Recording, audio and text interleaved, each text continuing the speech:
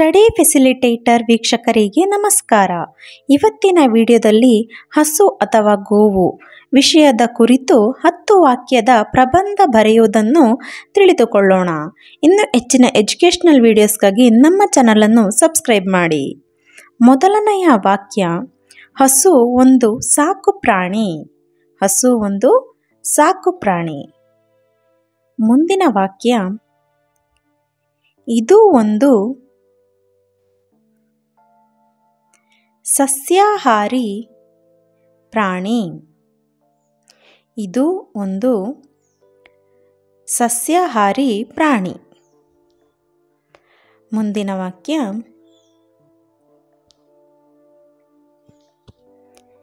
ಇದಕ್ಕೆ 4 ಕಾಲುಗಳು,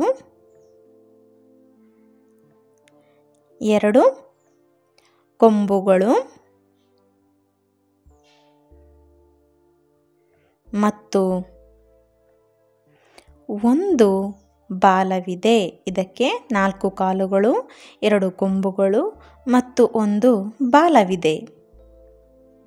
ಮುಂದಿನ ವಾಕ್ಯ, ಇದು ಕಪ್ಪು, ಬಿಳಿ, ಕಂದು ಈ ರೀತಿಯ ವಿವಿಧ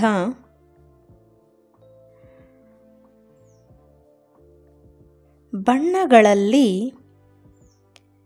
ಕಂಡುಬರುತ್ತದೆ. ಇದು ಕಪ್ಪು, ಬಿಳಿ, ಕಂದು ಈ ರೀತಿಯ ವಿವಿಧ ಬಣ್ಣಗಳಲ್ಲಿ ಕಂಡುಬರುತ್ತದೆ. ಮುಂದಿನ ವಾಕ್ಯ, ಹಸು ಹುಲ್ಲನ್ನು ತಿನ್ನುತ್ತದೆ ಮತ್ತು ಹಾಲನ್ನು ಕೊಡುತ್ತದೆ.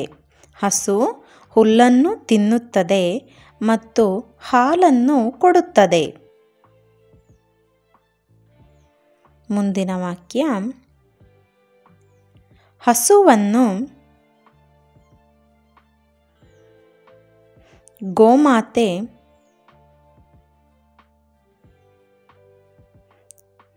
ಎಂದು ಕರೆಯುವರು. ಹಸುವನ್ನು ಗೋಮಾತೆ ಎಂದು ಕರೆಯುವರು. ಮುಂದಿನ ವಾಕ್ಯ, ಹಸುವನ್ನು ದನದ ಕೊಟ್ಟಿಗೆಯಲ್ಲಿ ಕಟ್ಟುತ್ತಾರೆ. ಹಸುವನ್ನು ದನದ ಕೊಟ್ಟಿಗೆಯಲ್ಲಿ ಕಟ್ಟುತ್ತಾರೆ. 8ನೆಯ ವಾಕ್ಯ, ಹಸುವಿನ ಹಾಲಿನಿಂದ ಮೊಸರು, ಬೆಣ್ಣೆ, ತುಪ್ಪ, ಗಿಣ್ಣು,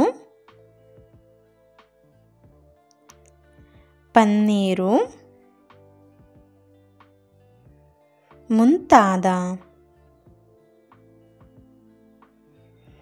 ಉತ್ಪನ್ನಗಳಾಗಿ ಬಳಸಲಾಗುತ್ತದೆ.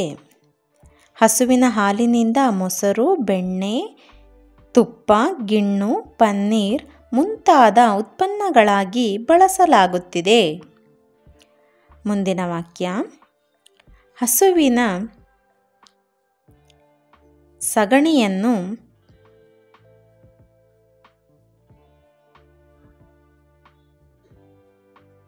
ಗೊಬ್ಬರವಾಗಿ ಮತ್ತು ಇಂಧನವನ್ನಾಗಿ ಬಳಸಲಾಗುತ್ತಿದೆ. ಹಸುವಿನ ಸಗಣಿಯನ್ನು ಗೊಬ್ಬರವಾಗಿ ಮತ್ತು ಇಂಧನವಾಗಿ ಬಳಸಲಾಗುತ್ತಿದೆ.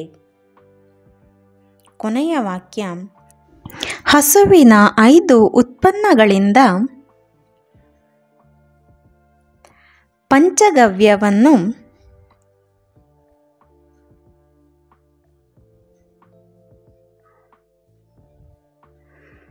ತಯಾರಿಸಲಾಗುತ್ತದೆ. ಹಸುವಿನ 5 ಉತ್ಪನ್ನಗಳಿಂದ ಪಂಚಗವ್ಯವನ್ನು ತಯಾರಿಸಲಾಗುತ್ತದೆ.